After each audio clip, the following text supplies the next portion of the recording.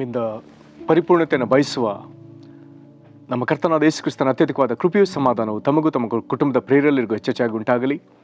ಹೃದಯಂಗಮ ಮಾತೆನ್ನುವ ಈ ಮುಂಜಾನೆಯ ವಾಕ್ಯಧ್ಯಾನದ ಸರಣಿಯಲ್ಲಿ ಈ ತಿಂಗಳು ನಾವು ಪ್ರಕಟಣೆ ಪುಸ್ತಕದಲ್ಲಿ ಯೇಸು ಎಂಬ ಶೀರ್ಷಿಕೆಯಲ್ಲಿ ವಾಕ್ಯವನ್ನು ಧ್ಯಾನಿಸುತ್ತಿರುವಲ್ಲಿ ಈ ದಿನ ನಾವು ಧ್ಯಾನಿಸುವಂಥ ದೇವರ ವಾಕ್ಯದ ಭಾಗವು ಪ್ರಕಟಣೆ 1ನೇ ಅಧ್ಯಾಯ 11ನೇ ವಚನ. ಪ್ರಕಟಣೆ 1:11 ವಾಕ್ಯ ಹೀಗೆ ಹೇಳ್ತದೆ: ಅದು ನೀನು ನೋಡುವುದನ್ನು ಪುಸ್ತಕದಲ್ಲಿ ಬರೆದು ಎಫೆಸ, ಸ್ಮುರ್ನ, ಪೆರ್ಗಮ, ತುವತೈರ, ಸಾರ್ದಿಸ್, ಫಿಲಡೆಲ್ಫಿಯಾ, ಲವೋದಿಕೀಯ ಎಂಬ 7 ಸಭೆಗಳ ಪಟ್ಟಣಗಳಿಗೆ ಕಳಿಸಬೇಕೆಂದು ನುಡಿಯಿತು. ಈ ವಾಕ್ಯಗಳನ್ನ ಧ್ಯಾನಿಸೋದಕ್ಕೆ ನಾವು ಶಕ್ತರಾಗುವಂತೆ ದೇವರು ತನ್ನ ಆತ್ಮನ ಮೂಲಕ ನಮಗೆ ಈ ವಾಕ್ಯಗಳ ವಿವರಣೆಯನ್ನು ಹೆಚ್ಚಾಗಿ ಅನುಗ್ರಹಿಸಲಿ. ಕರ್ತನಲ್ಲಿ ಪ್ರೀತಿಯುಳ್ಳ ದೇವಜನರೇ, ಈ ದಿನ ನಾವು ಧ್ಯಾನಿಸುವಂಥ ಈ ವಿಷಯ, ಈ 1ನೇ ಅಧ್ಯಾಯದಲ್ಲಿ 7 ಸಭೆಗಳಿಗೆ ಪತ್ರ ಬರೀಲಿಕ್ಕಾಗಿ ಯೇಸು ಕ್ರಿಸ್ತನು ಯೋಹಾನನಿಗೆ ಸೂಚಿಸಿದಲ್ಲದೆ, ಈ ಯೋಹಾನನು ಯೇಸು ಕ್ರಿಸ್ತನನ್ನ ಪರಲೋಕದಲ್ಲಿ ಆತನು ಕಂಡ ವಿಧವನ್ನು ನಂತರ ವಚನದಲ್ಲಿ ಅಲ್ಲಿ ವಿವರಿಸಿ ಕೊಡಲಾಗಿದೆ. ಅದನ್ನು ನಾವು ಈಗಾಗಲೇ 13ನೇ ವಚನದಿಂದ 18ನೇ ವಚನದವರೆಗೂ ಕಳೆದ ದಿನಗಳಲ್ಲಿ ಧ್ಯಾನಿಸಿದ್ದೇವೆ. ಯೇಸು ಕ್ರಿಸ್ತನ ಪರಿಪೂರ್ಣ ಒಂದು ಚಿತ್ರಣವನ್ನು ಈ ಭಾಗದಲ್ಲಿ ಕೊಡಲಾಗಿದೆ. ಆದರೆ ಪ್ರತಿ ಸಭೆಗೆ ಪತ್ರ ಬರೆಯುವಾಗ ಎಫೆಸ ಸಭೆ, ಸ್ಮುರ್ನ, ಪೆರ್ಗಮ, ತುವತೈರ, ಸಾರ್ದಿಸ್, ಫಿಲಡೆಲ್ಫಿಯಾ ಮತ್ತು ಲವೋದಿಕೀಯ ಈ ಸಭೆಗಳಿಗೆ ಪತ್ರ ಬರೆಯುವಾಗ ಆ ಸಭೆಗಳಿಗೆ ಯೇಸು ಕ್ರಿಸ್ತನ ಪ್ರಕಟಣೆ ಬೇರೆ ಬೇರೆ ಆಗಿದೆ. ಇಲ್ಲಿ ಕರ್ತನ ಕುರಿತಾಗಿ ಕೊಡಲ್ಪಟ್ಟ ಪರಿಪೂರ್ಣ ಚಿತ್ರಣದಲ್ಲಿ ಕೆಲವೊಂದು ಭಾಗವನ್ನಷ್ಟೇ ಆಯಾ ಸಭೆಗಳಿಗೆ ಯೇಸು ಕ್ರಿಸ್ತನು ಈ ಪರಿಪೂರ್ಣತೆಯಲ್ಲಿ ಕೆಲವೊಂದನ್ನು ತನ್ನ ಕುರಿತು ಪ್ರಕಟಿಸಿಕೊಳ್ತಾನೆ, ಎಲ್ಲವನ್ನಲ್ಲ. ಅದರ ಕುರಿತು ಇದನ್ನು ನಾವು ಧ್ಯಾನಿಸ್ತೇವೆ. ಇದರಲ್ಲಿ ಮೊಟ್ಟ ಮೊದಲು ನಮಗೆ ಗೊತ್ತಾಗಲಿ, ಈ 7 ಸಭೆಗಳಲ್ಲಿ ಎಫೆಸಸ್ ಸಭೆ ಇದು ಇಡೀ ಸಭೆಯಾಗಿ ದೇವರಿಗೆ ಉತ್ತಮವಾಗಿ ನಡ್ಕೊಂಡಿದೆ. ಆದರೆ ಅದೇ ವೇಳೆಯಲ್ಲಿ ಅದು ತನ್ನ ಮೊದಲ ಪ್ರೀತಿಯನ್ನು ಬಿಟ್ಟು ಮತ್ತು ಕೆಲವೊಂದು ವಿಷಯಗಳಲ್ಲಿ ಅದು ಬಿದ್ದು ಹೋಗಿದೆ. ಕರ್ತನು ಎಚ್ಚರಿಸ್ತಾನೆ. ಈಗ ಅವುಗಳಿಗೆ ಆ ಮೊದಲ ಪ್ರೀತಿಗೆ ಹಿಂದಿರುವುದಕ್ಕೂ ಬಿದ್ದ ಸ್ಥಳದಿಂದ ತಿರುಗಿ ಎದ್ದೇಳುವುದಕ್ಕೂ ಕರ್ತನು ಉತ್ತೇಜಿಸ್ತಾನೆ. ಕರ್ತನು ವಿರೋಧಿಸುವ ನಿಕೊಲಾಯಿತರ ಬೋಧನೆಯನ್ನು ಇದು ಸಹ ವಿರೋಧಿಸುವುದರಿಂದ ಕರ್ತನು ಅದನ್ನು ಶ್ಲಾಘಿಸ್ತಾನೆ. ನಂತರದಲ್ಲಿ ಬಿರುದುಗಳನ್ನ ಘೋಷಿಸ್ತಾನೆ. ಇದು ಎಫೆಸ ಸಭೆ. ಹಾಗಾದರೆ ಈ ಸಭೆಗೆ ಕರ್ತನ ಪ್ರಕಟಣೆ ಏನೆಂಬುದಾಗಿ ಕೇಳಿದರೆ, ಇಂಥ ಸಭೆಗೆ ಅಲ್ಲಿ ಬರೆದದೆ 2ನೇ ಅಧ್ಯಾಯದ 1ನೇ ವಚನದಲ್ಲಿ 7 ನಕ್ಷತ್ರಗಳನ್ನು ಬಲಗೈಯಲ್ಲಿ ಹಿಡುಕೊಂಡು 7 ಚಿನ್ನದ ದೀಪಸ್ತಂಭಗಳ ಮಧ್ಯದಲ್ಲಿ ತಿರುಗಾಡುವ ಆತನು. ಹಾಗಾದರೆ 7 ಸಭೆಗಳ ದೂತರನ್ನ ಆತನು ತನ್ನ ಹತೋಟಿಯಲ್ಲಿ ಇಟ್ಟುಕೊಂಡಿದ್ದಾನೆ, ಅಥವಾ ತನ್ನ ಕೈಗಳಲ್ಲಿ ಇಟ್ಟುಕೊಂಡಿದ್ದಾನೆ. ಮತ್ತು ಆತನು 7 ಸಭೆಗಳ ನಡುವೆ ಆತನು ಸಂಚರಿಸುವ ಆತನಾಗಿದ್ದಾನೆ. ಈತನು ತಪ್ಪದೆ ಎಲ್ಲ ಸಭೆಗಳ ವಿಷಯದಲ್ಲಿ ಅದು ಹೇಳುವಂಥ ಒಂದು ಮಾತಿದೆ: ನಿನ್ನ ಕೃತ್ಯಗಳನ್ನು ಬಲ್ಲೆನು. ಪ್ರತಿ ಸಭೆಗೆ ಹೆಚ್ಚು ಕಡಿಮೆ ಈ ಮಾತನ್ನು ಹೇಳ್ತಾನೆ, ನಿನ್ನ ಕೃತ್ಯಗಳನ್ನು ಬಲ್ಲೆ. ಹಾಗಾದರೆ ಎಫೆಸ ಸಭೆಯ ಈ ಎಲ್ಲ ಕಾರ್ಯಗಳನ್ನು ಬಲ್ಲಂತ ದೇವರು ಇದಕ್ಕೆ ತನ್ನ ಕುರಿತು ಆತನು ಪ್ರಕಟಿಸಿಕೊಂಡದ್ದು 7 ನಕ್ಷತ್ರಗಳನ್ನ ಬಲಗೈಯಲ್ಲಿ ಹಿಡುಕೊಂಡು 7 ಸ್ತಂಭಗಳ ನಡುವೆ ನಡೀತಿರುವ ಆತನು. ಇದರ ನಂತರದಲ್ಲಿ ಸ್ಮರ್ನ ಸಭೆ ಬರ್ತದೆ. ಸ್ಮರ್ನ ಸಭೆ ಎಂಥ ಸಭೆ ಅಂತ ಹೇಳಿದ್ರೆ, ವಿಪರೀತ ಹಿಂಸೆಯಲ್ಲಿ ಹೋದ ಸಭೆ. ನಾನಾ ಹೋರಾಟಗಳನ್ನು, ಸಂಕಟ, ಬಡತನವನ್ನು, ಹಿಂಸೆಯನ್ನು, ಮರಣದ ತನಕ ಹಿಂಸೆಯನ್ನು, ಹತಸಾಕ್ಷಿಯಾಗುವಷ್ಟು ಬಾಧೆಯನ್ನು ಅನುಭವಿಸಿದಂಥ ಸಭೆ ಇದು. ಈ ಸಭೆ ಇಷ್ಟೊಂದು ಪಾಡುಗಳಲ್ಲಿ ಹಾದು ಹೋಗುವಾಗ ದೇವರು ಅದನ್ನು ಪಾಡುಗಳಿಂದ ತಪ್ಪಿಸ್ತಾನೆ ಎಂಬುದಾಗಿ ಹೇಳ್ತಾ ಇಲ್ಲ, ಬದಲಾಗಿ ಆ ಪಾಡುಗಳನ್ನ ಸಹಿಸಿಕೊಳ್ಳುವಂಥ ಅದನ್ನು ಉತ್ತೇಜಿಸ್ತಾನೆ. ಅದೊಂದು ಬಹಳ ವಿಶೇಷವಾದ ಸಂಗತಿ. ಅದಕ್ಕೆ ಈ ಸಭೆಯ ಮೇಲೆ ಆತನು ಯಾವ ದೂರುಗಳನ್ನ ಅಥವಾ ಯಾವ ತಪ್ಪುಗಳನ್ನ, ಈ ಸಭೆ ಯಾವ ತಪ್ಪನ್ನು ಆತನು ಮಾತನಾಡಲ್ಲ, ಆದರೆ ಅನೇಕ ವಿಧದಲ್ಲಿ ಉತ್ತೇಜಿಸಿ ಅದಕ್ಕೆ ವಿರುದ್ಧನ ಮಾತನಾಡ್ತಾನೆ. ಈ ಬಾಧೆಗೊಳಗಾದ ಸಭೆ ಅಥವಾ ಬಾಧೆಗೊಳಗಾದ ವಿಶ್ವಾಸಿಗಳನ್ನು ನೋಡಿ ಯೇಸು ಕ್ರಿಸ್ತನು ಇವರಿಗೆ ತನ್ನ ಪ್ರಕಟಣೆ ಏನು ಕೊಡ್ತಾನೆ ಎಂಬುದಾಗಿ ಹೇಳಿದರೆ, ಇಲ್ಲಿ ಪ್ರಕಟಣೆ ಪುಸ್ತಕದಲ್ಲಿ ಇರುವಂಥ ಈಗ ಸತ್ತವನಾಗಿದ್ದೆನು, ಯುಗಾಂತರಗಳಲ್ಲಿ ಬದುಕೋನಾಗಿದ್ದೇನೆ ಎಂಬುದಾಗಿ 18ನೇ ವಚನ ಹೇಳ್ತಾನಲ್ಲ, ಆ ಪ್ರಕಟಣೆಯನ್ನು ಕೊಡ್ತಾನೆ. ಏನು ಹೇಳ್ತಾನೆ ಇಲ್ಲಿ 2:9 ಸತ್ತವನಾಗಿದ್ದು ಜೀವಿತನಾಗಿ ಬಂದ ಆದ್ಯಂತನೂ ಹೇಳುತ್ತೇನೆ. ಅಂದರೆ ಹಿಂಸೆ ಅನುಭವಿಸುವಂಥ ದೇವಜನರೇ, ಈ ಹಿಂಸೆ ಅಥವಾ ಈ ಸಂಕಟಗಳೇ ನಿಮ್ಮ ಅಂತ್ಯವಲ್ಲ. ನಾನು ಅವುಗಳನ್ನ ಜಯಿಸಿ ಬಂದಿದ್ದೇನೆ, ನಾನೇ ಆದಿ ಅಂತ್ಯವು. ನಾನು ಅದನ್ನು ಜಯಿಸಿ ಪುನರುತ್ಥಾನ ಹೊಂದಿದ್ದೇನೆ. ಹಾಗಾದರೆ ನೀವು ಇಲ್ಲಿ ನಿರೀಕ್ಷೆ ಕಳ್ಕೊಳ್ಳೋದೇ ಬೇಡ, ನಿಮಗಿನ್ನೂ ನನ್ನೊಂದಿಗೆ ಅಧಿಕ ನಿರೀಕ್ಷೆ ಇದೆ ಎಂಬುದನ್ನು ಆತನು ಈ ಸಭೆಗಳಿಗೆ ಅದನ್ನು ಕೊಡ್ತಾನೆ. ಹಿಂಸೆಯಲ್ಲಿ ಹಾದು ಹೋಗುವಂಥ ಭಕ್ತ ಜನರಿಗೆ, ಸಭೆಗಳಿಗೆ ಆತನು ಹೇಳುವಂಥ ಮಾತು. ನಂತರದಲ್ಲಿ 3ನೇ ಸಭೆ ಪೆರ್ಗಮ ಸಭೆಗೆ ಕೆಲವೊಂದು ವ್ಯಾಖ್ಯಾನಕಾರರು ಹೀಗೆ ಹೇಳ್ತಾರೆ, ಇದೊಂದು ಹೊಂದಾಣಿಕೆ ಮಾಡಿಕೊಳ್ಳುವ ಅಥವಾ ಕಾಂಪ್ರಮೈಸ್ ಮಾಡಿಕೊಳ್ಳುವ ಕಾರಣ.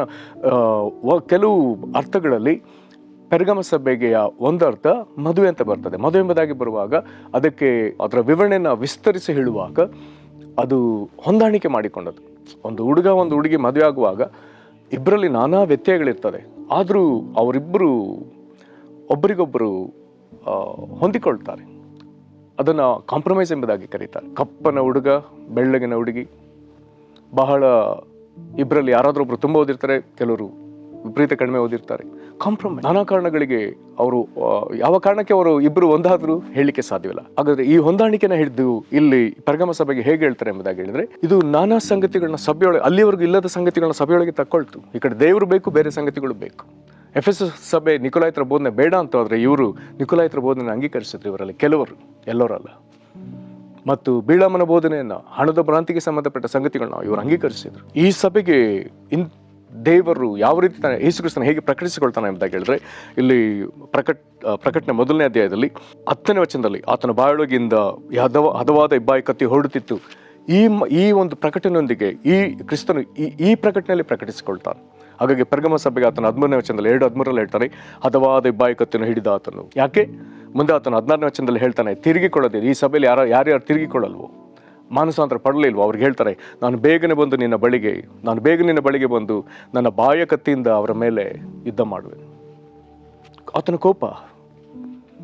ಹಾಗಾದ್ರೆ ಈ ಸಭೆ ತಪ್ಪಾದದನ್ನು ಒಳಗೆ ಅಂಗೀಕರಿಸಿರೋದ್ರಿಂದ ಆತನಿಗೆ ಕೋಪವಿದೆ, ಆತನಿಗೆ ಯುದ್ಧ ಮಾಡುವಷ್ಟು. ಹಾಗಾದ್ರೆ ವಿಶ್ವಾಸಿಗಳಲ್ಲಿ, ಸಭೆಗಳಲ್ಲಿ ಯಾರಾದರೂ ದೇವರಲ್ಲಿದ್ದು ದೇವರಿಗೆ ಇಷ್ಟವಿಲ್ಲದ ತಪ್ಪಾದ ಬೋಧನೆಗಳು, ತಪ್ಪಾದ ಸಂಗತಿಗಳಲ್ಲಿ ಅವರು ತಮ್ಮನ್ನ ತೊಡಗಿಸಿಕೊಂಡ್ರೆ ಅಥವಾ ಅದನ್ನು ಸ್ವೀಕರಿಸಿದ್ರೆ ಅಂಥವ್ರ ವಿರುದ್ಧವಾಗಿ ಯೇಸುವಿನ ಪ್ರಕಟಣೆ, ಆತನು ಹದವಾದ ಇಬ್ಬಾಯಿ ಕತ್ತಿಯನ್ನು ಹಿಡಿದವನು ಮತ್ತು ಬೇಗನೆ ಬಂದು ಅವರ ಮೇಲೆ ಯುದ್ಧ ಮಾಡುವವನು. ಮತ್ತು 4ನೇ ಸಭೆಗೆ ಬಂದರೆ ತುವತೈರ ಸಭೆ. ಈ ತುವತೈರ ಸಭೆ ಪೆರ್ಗಮ ಸಭೆಯಲ್ಲಿ ಉಂಟಾದ ಬೋಧನೆಯ ಮತ್ತೆ ಹೆಚ್ಚು ತಪ್ಪುಗಳನ್ನ ಮುಂದುವರಿಸಿದ ಸಭೆ ಎಂಬುದಾಗಿ ಹೇಳ್ಬೋದು. ವಿಪರೀತ ಪಾಪದೊಳಗೆ ಹೋದ ಸಭೆ ಎಂಬುದಾಗಿ ಹೇಳ್ಬೋದು. ಆದರೆ ಅದೇ ವೇಳೆಯಲ್ಲಿ ಈ ಸಭೆಯ ಪ್ರೀತಿ, ಉಪಕಾರಗಳು, ನಂಬಿಕೆ ಆತನು ಬಹಳ ಮೆಚ್ಚುತ್ತಾನೆ. ಎಲ್ಲ ಸಭೆಗಳಿಗಿಂತ ಈ ಸಭೆಯ ಪರೋಪಕಾರವನ್ನು ಮೆಚ್ಚುತ್ತಾನೆ. ಈ ಸಭೆಯಲ್ಲಿ ದೇವರಿಗಾಗಿ ಒಳ್ಳೆ ತಾಳ್ಮೆ ಇದೆ ಎಂಬುದಾಗಿ ಮೆಚ್ಚುತ್ತಾನೆ. ಆದರೂ ಇಜಬೇಲ್ ಎಂಬ ಒಬ್ಬ ಪ್ರವಾದಿನಿಯ ಬೋಧನೆಯಿಂದ ಆಕೆ ಜಾರತ್ವ ಮಾಡಬಹುದು ಅಂತ ಹೇಳಿದ್ರಿಂದ ಅನೇಕರ ಜಾರತ್ವಕ್ಕೆ ತಮ್ಮನ್ನು ಬಿಟ್ಟು ಕೊಡ್ತಾರೆ, ಜಾರತ್ವ ಪಾಪದೊಳಗೆ ಹೋಗ್ತಾರೆ. ವಿಗ್ರಹಗಳಿಗೆ ನೈವೇದ್ಯ ಮಾಡಿದ ಪದಾರ್ಥಗಳನ್ನು ತಿನ್ನಬಹುದು ಎಂಬುದಾಗಿ ಹೇಳಿದ್ರಿಂದ ದೇವರನ್ನು ಬಿಟ್ಟು ದೇವರಿಗೆ ಕೋಪ ಬರುವಂಥ ವಿಗ್ರಹಗಳು ಮತ್ತು ಅವುಗಳಿಗೆ ನೈವೇದ್ಯ ಮಾಡಿದ ಪದಾರ್ಥವನ್ನು ತಿನ್ನುವ ಕೆಲಸಕ್ಕೆ ಹೋಗ್ತಾರೆ. ಆಕೆಯೊಂದಿಗೆ ಜಾರತ್ವ ಮಾಡ್ತಾರೆ. ಸಭೆ ಆಕೆ ಕೃತ್ಯಗಳನ್ನ ತಡಿಲಿಲ್ಲ ಎಂಬುದಾಗಿ ಆತನಿಗೆ ಕೋಪ ಬರುತ್ತೆ. ಇದು ತನ್ನೊಳಗೆ ವಿಪರೀತ ಪಾಪಗಳನ್ನ ಮಾಡ್ತಾ ಹೋದ್ರಿಂದ ಒಂದು ವೇಳೆ ಈ ಸಭೆಯ ಪಾಪ ಒಂದು ವೇಳೆ ರಹಸ್ಯ ಪಾಪಗಳಿರಬಹುದು.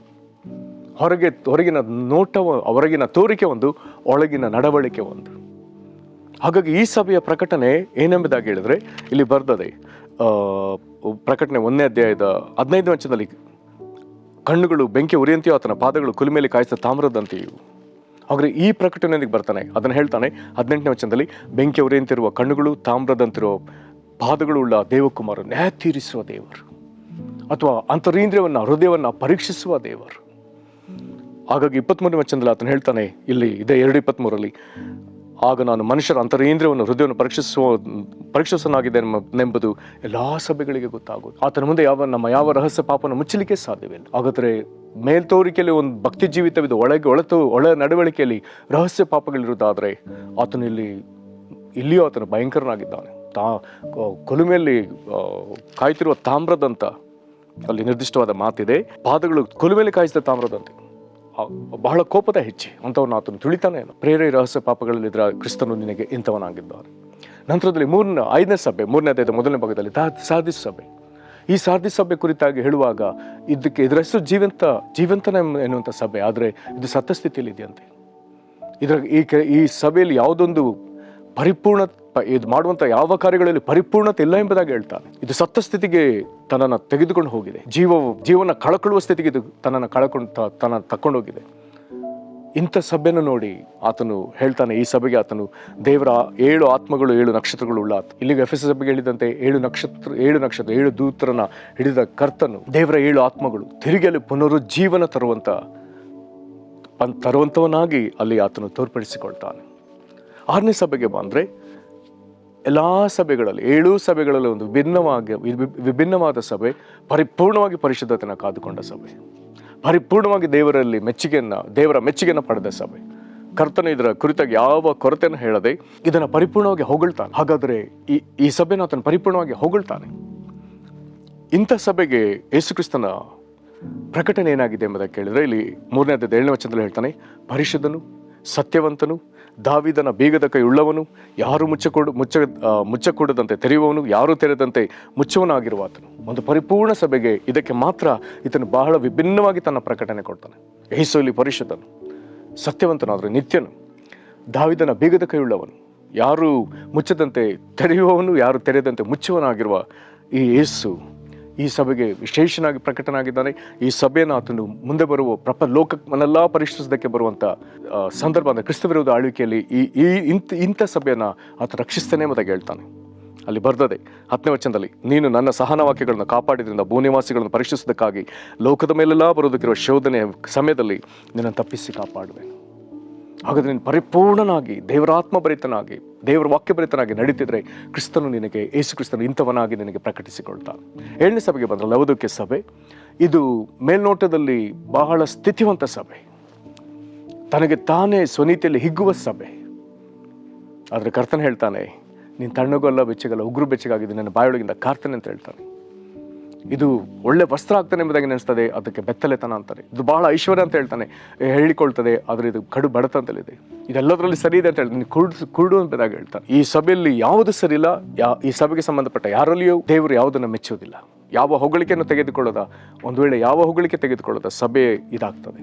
ಪರಿಪೂರ್ಣವಾಗಿ ತನ್ನನ್ನು ಕೆಡಿಸಿಕೊಂಡ ಸಭೆ. ಇದಕ್ಕೆ ತಿರುಗಿ ಆತನು ಹೊಸ ಸೃಷ್ಟಿ ಕೊಡುವುದಕ್ಕಾಗಿ ಆತನು ಬಯಸ್ತಾನೆ. ಎಲ್ಲವನ್ನ ಕಳ್ಕೊಂಡಿದ್ರು ತಿರುಗಿದ್ದ ಅದ್ರ ಮೇಲೆ ಕನಿಕರ ತೋರಿ ಅದನ್ನು ಶಿಕ್ಷಿಸಿಯಾದರೂ ಹೇಳ್ತಾನೆ, ನಾನು ಯಾರನ್ನು ಪ್ರೀತಿಸ್ತೇನೆ ಅವ್ರನ್ನ ಗದರಿಸ್ತೇನೆ, ಶಿಕ್ಷಿಸ್ತೇನೆ.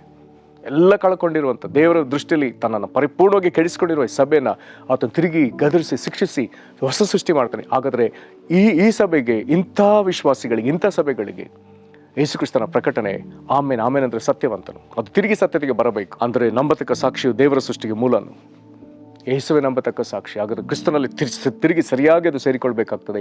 ಕ್ರಿಸ್ತನಲ್ಲಿ ಒಂದು ನೂತನ ಸೃಷ್ಟಿಯಾಗಬೇಕಾಗಿದೆ. ಕರ್ತನಲ್ಲಿ ಪ್ರೀತಿಯುಳ್ಳ ದೇವ ಜನರೇ, ಹಾಗಾದರೆ 7 ಸಭೆಗಳಲ್ಲಿ ವಾಕ್ಯ ಕೇಳ್ತಿರುವಂಥ ನಮ್ಮಲ್ಲಿ ನಾವೆಲ್ಲರೂ ಯಾವುದೋ ಒಂದು ವಿಧದಲ್ಲಿ ಯಾವುದೋ ಒಂದು ಸಭೆಗೆ ಸೇರಿದವರು. ಅಲ್ಲಿ ನಮ್ಮಲ್ಲಿರುವಂಥ ಸರಿ ಪ್ರಮಾಣ ಅಥವಾ ನ್ಯೂನ್ಯತೆಗಳನ್ನ ನೋಡುವಾಗ ಅಲ್ಲಿ ಯೇಸುವಿನ ಪ್ರಕಟಣೆ ನಮಗೆ ವ್ಯತ್ಯಾಸ, ಒಬ್ಬೊಬ್ಬರಿಗೆ ಯೇಸುವಿನ ಪ್ರಕಟಣೆ ವ್ಯತ್ಯಾಸ, ಯೇಸು ನಮಗೆ ಪ್ರಕಟಿಸಿಕೊಳ್ಳೋ ರೀತಿ ವ್ಯತ್ಯಾಸ. ಹಾಗಾದರೆ ನಮ್ಮನ್ನು ಒಪ್ಪಿಸಿಕೊಳ್ಳೋಣ. ನಾವು ಎಲ್ಲಿ ತಪ್ಪಿದ್ದೇವೋ ಅಲ್ಲಿ ಕರ್ತನು ನಮಗೆ ಯಾವ ಪ್ರಕಟಣೆಯೊಂದಿಗೆ ನಮ್ಮನ್ನು ಸಂಧಿಸಿ ನಮ್ಮನ್ನು ತಿದ್ದುತ್ತಾನೋ ಆತ ನಮ್ಮನ್ನು ತಿದ್ದಲೆಂಬುದಾಗಿ ನಮ್ಮನ್ನು ಸಮರ್ಪಿಸಿಕೊಳ್ಳೋಣ. ಮಹಾಕೃಪೆಯ ಪರಲೋಕ ತಂದೆ, 7 ಸಭೆಗಳನ್ನು ಚೆನ್ನಾಗಿ ಬಲ್ಲಂಥ ದೇವರೇ, 7 ಸಭೆಗಳ ಸ್ಥಿತಿಯನ್ನು ತೋರಿಸುವುದರಲ್ಲಿ ನಾವು ಯಾವ ಸ್ಥಿತಿಯಲ್ಲಿ ಇರುವವರೆಂಬುದಾಗಿ ತೋರಿಸುವಾತನೆ. ಆ ಸ್ಥಿತಿಗೆ ತಕ್ಕಂತೆ ನೀನು ಅವರಿಗೆ ಪ್ರತ್ಯೇಕವಾಗಿ ಪ್ರಕಟಿಸಿಕೊಳ್ಳುವಾತನೆ. ಈ ದಿನಗಳಲ್ಲಿ ನಮಗೂ ಪ್ರಕಟಿಸಿಕೊ ಸ್ವಾಮಿ. ನಿನ್ನ ಬರೋಣಕ್ಕೆ ನಾವು ತಕ್ಕ ವಿಧದಲ್ಲಿ ಸಿದ್ಧರಾಗಲಿಕ್ಕಾಗುವಂತೆ ಕರ್ತನೆ, ನೀನು ನಮ್ಮನ್ನು ತಿದ್ದು ನಿನ್ನ ಪ್ರಕಟಣೆಗಳೊಂದಿಗೆ ತಿದ್ದು ಕರ್ತನೇ, ನಿನ್ನ ದಯೆ ನಮ್ಮ ಮೇಲಿರಲಿ ಸ್ವಾಮಿ. ಈ ಸಭೆಗಳು ಎಲ್ಲಿ ಕೆಡಿಸಿಕೊಂಡ್ರೆ ಅದನ್ನು ತಿರುಗಿ ನಿನ್ನ ಕಡೆಗೆ ಮಾನಸಾಂತರ ಪಡೋದಕ್ಕಾಗಿ ಕರೆ ಕೊಟ್ಟು ಅವುಗಳಿಗೆ ನಿನ್ನ ಪ್ರತ್ಯೇಕ ಪ್ರಕಟಣೆಗಳನ್ನ ಕೊಟ್ಟು ಅವುಗಳನ್ನು ತಿರುಗಿ ನೀನು ಸೇರಿಸಿಕೊಳ್ಳುವಂಥ ನಿನ್ನ ಮಹಾ ದಯೆಗಾಗಿ ಸ್ತೋತ್ರ. ಆ ಕೃಪೆ ನಮಗೆ ಬರಲಿ. ನಿನ್ನ ಬರೋಣಕ್ಕಾಗಿ ನಮ್ಮನ್ನು ಸಿದ್ಧಪಡಿಸಿ ವಾಕ್ಯ ಕೇಳುವ ಪ್ರತಿಯೊಬ್ಬರನ್ನು ಆಶೀರ್ವದಿಸು. ನಿನಗೆ ಮಹಿಮೆ ಆಗಲಿ. ಯೇಸು ಕ್ರಿಸ್ತನ ಹೆಸರಲ್ಲಿ ಬೇಡ್ದೇವೆ ನಮ್ಮ ತಂದೆಗೆ, ಆಮೇನ್. ಕರ್ತನಿವನ್ನು ಆಶೀರ್ವದಿಸಲಿ. ವಂದನೆಗಳು.